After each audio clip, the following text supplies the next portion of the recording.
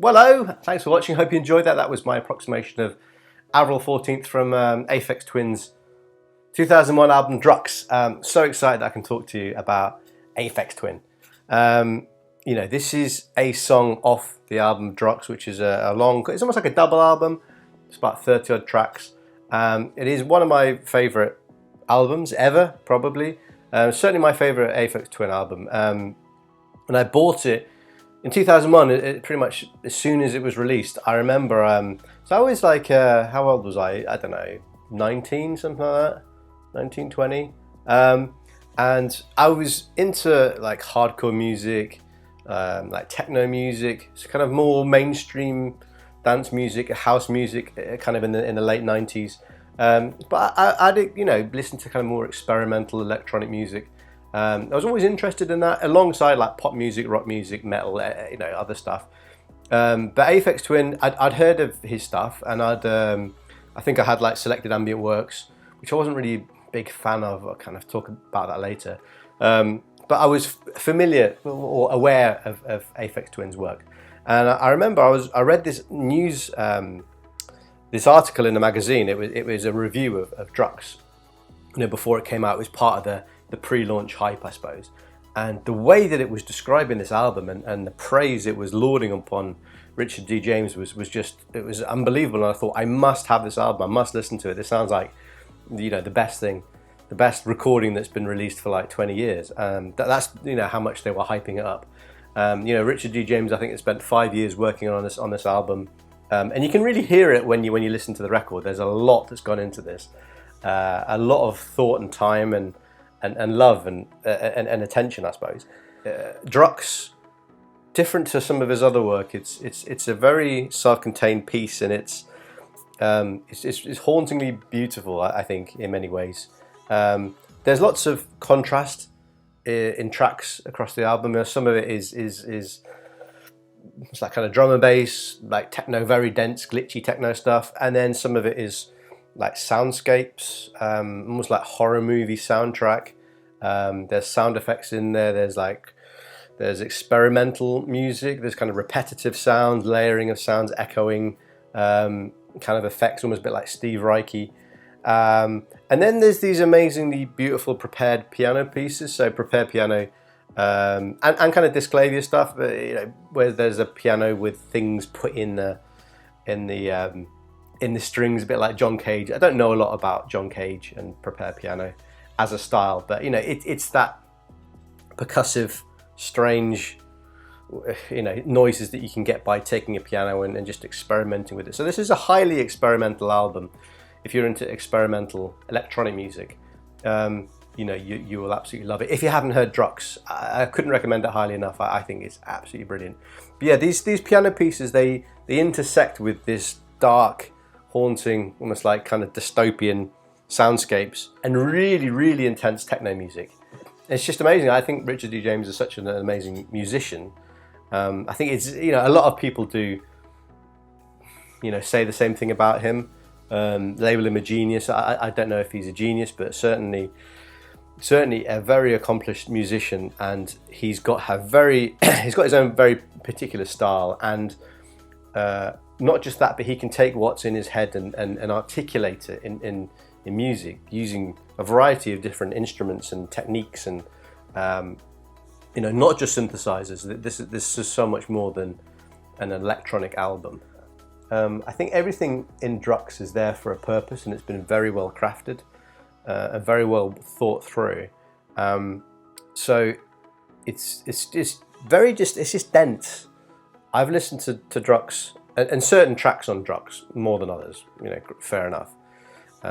Some of them are certainly more instantly likable and accessible. But you know, I've heard it and listened to it over and over again, and every time I'll find something different. You know, you have to listen to this album at a very high volume on your headphones or on your speakers. You know, listen to it really loudly, and you'll hear so many textures and rhythmical patterns that perhaps you missed. It's not an accessible album. You know, you have to listen to it over and over again, and the more you listen to it, you get familiar with certain sections. But you're just, I say, there's just so much to explore. It's really dense, very deep.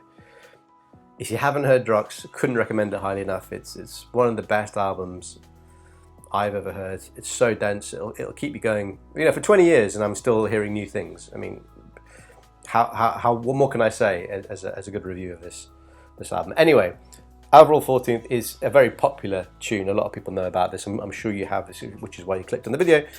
But it comes on the first side of Druqks after a very intense kind of techno glitch tune, Cop version 10, which has got this kind of explosive ending. I love it. It's an amazing song.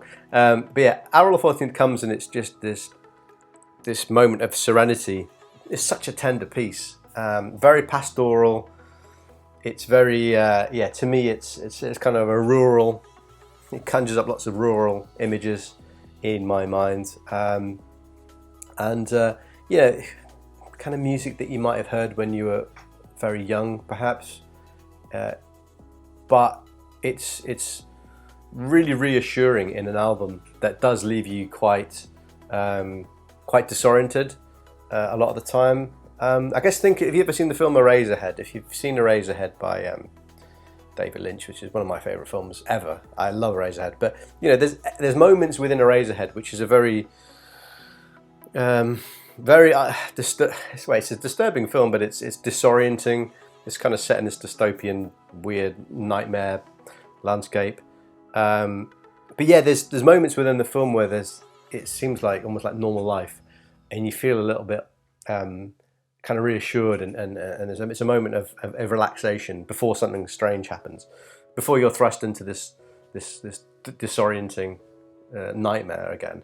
And that's what Avril 14th is like. It's like a little moment of calm in the album. And there's other beautiful piano pieces on this album. And I had looked to see if I could play them, but they're just not really possible. They're beyond my skill set, or some of them just aren't humanly possible to play on piano because they've been programmed. But anyway, Avril 14th, yeah, it's I think everyone can enjoy it. Everyone likes it. It's beautiful. It's a very kind of chilled out track, I suppose. But for me, it's just it just conjures up all of these really beautiful images of rural life. I don't know. I can't quite explain it, but that's what it does to me. It's very orange. It's kind of a sunset, kind of pinky orange song. You know, I had synesthesia. I think that's what you call it when I was young. So I'd see colours associated with like music and words and stuff. So everything would have a colour, and I've kind of lost it as I got older. I wish I still had it. But yeah, to me this is very much a kind of orange song. That's the only way I can kind of describe it. Anyway, come over to the piano and I'll show you what's going on. This song is 79 BPM and it's in the key of A flat. It's in 6 stages. I like to think of it in 6 stages. Stage 1 to 5, relatively easy. Stage 6, particularly difficult. What's also difficult about this piece is kind of transitioning from stage to stage. Sometimes it's quite straightforward, sometimes it's very difficult. The fingering is not natural. Richard D. James has programmed this on a disclavier. It hasn't. So some of the fingerings aren't really logical for a human piano player. So you just have to learn a way of playing the notes. But yeah, it's not straightforward. So it sounds like a relatively straightforward piece because there's lots of repetition. But it is much more difficult than it seems. Anyway, stage 1 is relatively easy.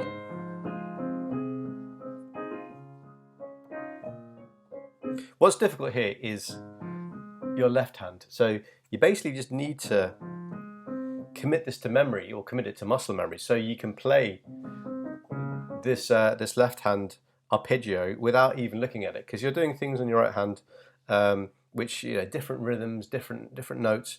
So you almost need to just not pay attention to the left hand and concentrate on your right hand.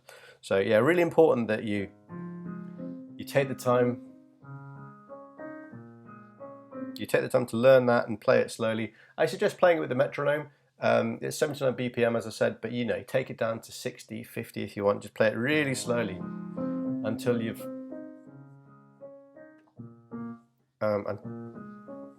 got it. Some of these fingerings are weird. As I said, it's not really, I suppose, designed for a human, but do do do do do do. That's weird because you're crossing over to the E flat, and that's also strange. With your thumb sliding down from the D flat to the C. And then, okay, so you're into octaves, and this is particularly difficult. Certainly for me, I've got quite small hands. I'm not a very big guy, so I can get octaves reasonably comfortably. But when you're skipping around, quite difficult. Some people have got much wider hands than me. They can play like ninths or tenths, and I'd love to be able to play a tenth in my left hand, but I can't, or even more than that. So it's particularly challenging, especially when you're picking out the melody.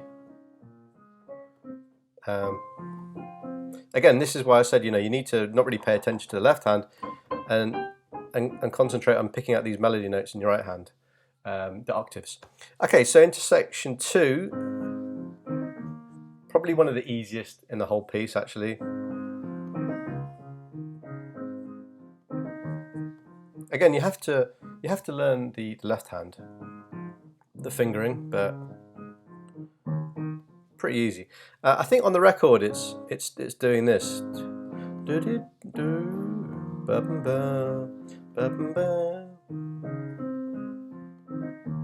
But some of the notes aren't always played. Maybe the piano, when it was being, I guess, automated, some of the notes just didn't register properly. But I think it's doing that. But a lot of the time on the record, you can't hear that E flat, so it just sounds like this. Like just like that. But anyway, I think there's Then the transition from stage 2 to stage 3 is particularly difficult, fingering wise. So I'll just show you what's going on. In the left hand, you need to get your pinky on that B flat, where you play the D flat in your right hand, and then it's a big jump, ding, ding, ding, ding, ding, into stage 4. This picking out this melody line in octaves is tricky, and also the left hand and the right hand playing, I guess different rhythms or different accents, and it's syncopated, so it doesn't always match together. So you need to learn the left hand and the right hand separately, and then bring them together and learn how it works in tandem.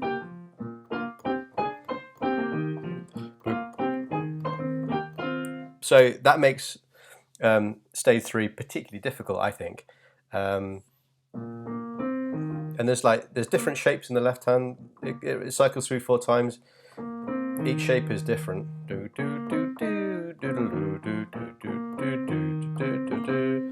Anyway, back into stage 4, back into the main melody.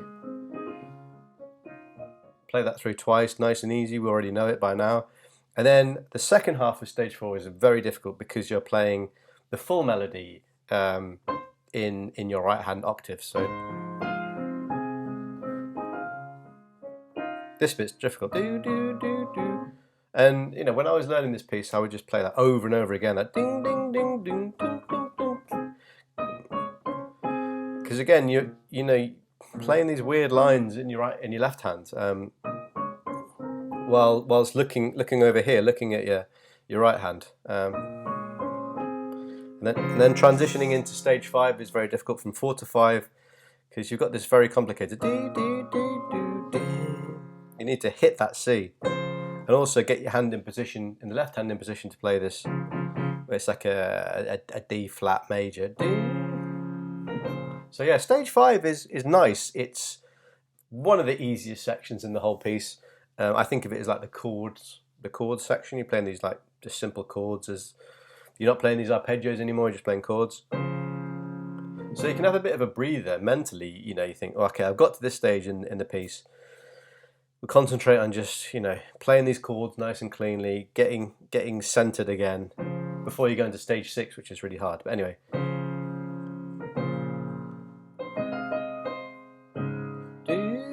big F minor. Now this chord, I'm playing it just like a, what's that, like an E flat, whatever that is, 6, I don't know. But I think it sounds like there's that D flat rather than a C, to give it like an E flat 7, dominant 7 quality. But I'm not sure. I mean, I'm not sure. I've seen online people sometimes play it as an E flat 7, but I'm playing it as this kind of 6 anyway, which I think is nicer. I think in some ways a dominant 7 in there might be a bit too, I don't know, just the wrong colours, I think. That's quite difficult, that little little octave jump. And then we're into stage 6, which, as I said, it's definitely the hardest bit. You've got these quite difficult arpeggios in the left hand.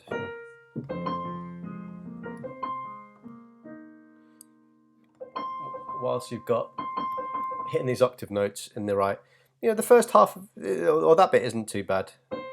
This bit's hard. So, because you're playing this do C F, but you've got to look over here and you've got to look at hitting your E flat and your C.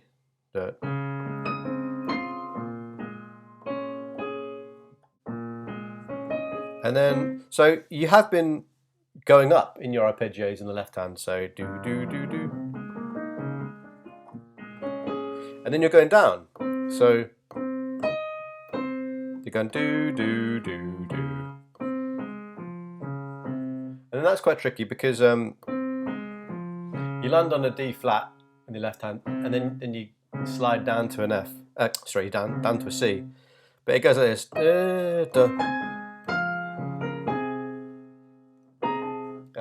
Which is quite difficult. Again, you can't look at your left hand, you've got to look at your right hand to pick out that A flat to F.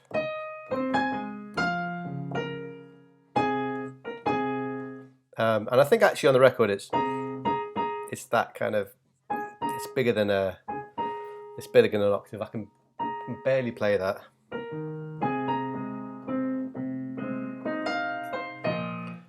And then the last bit is pretty tricky as well. So in the left hand, I'm playing a B flat with my pinky, and then an F with the third finger, middle finger there,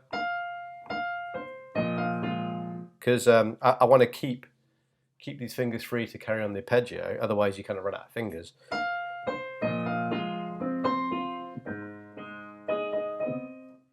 Play that again. So again, that little movement. And then go up to a C octave. So A flat, A flat, A flat, C. And that's it. So yeah, as I said, pretty difficult, very satisfying once you've learnt all of the different stages and you can transition from one to the other, and to play the whole thing from start to beginning, from start to end, cleanly is really satisfying. I mean, I've only done it a handful of times, like playing it completely cleanly without, you know, missing like one note. I think in the recording there was like one dud note, but the rest of it was perfect, and I just tweaked that dud note. I think I played hang on, I played this bit.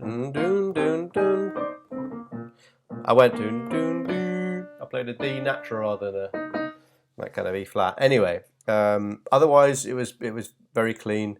It was to the metronome, and I was pretty happy with it. But yeah, I mean, good luck on your journeys learning this piece. Take your time, play it slowly, play it with a metronome, learn all the pieces, learn your left hand and your right hand separately. You know, practice you know, just getting that completely in your muscle memory, because you'll be playing that over and over again. As I say, it's deceptively simple. It's quite an advanced piece. I'd say to play cleanly, it's much harder than you think. You know, you're listening to it and it sounds simple and repetitive, and almost like you know, one of those wind-up musical boxes, doesn't it? That's kind of music it sounds like. It's very to the rhythm. It's you know, it's very kind of quantized. But yeah, tricky to play. And once you've got it down, you know, try and play it with a smoothie, with a bit of emotion. You know, that's what I've tried to do in this. Just try and play it softly and give it the respect that this piece deserves. I think to play it very tenderly, and then the emotion, you know, in the chords. So you're gonna do,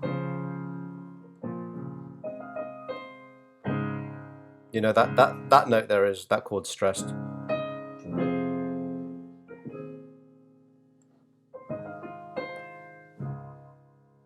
You know, there's a lot of emotion in this. But yeah, thanks. For oh, excuse me.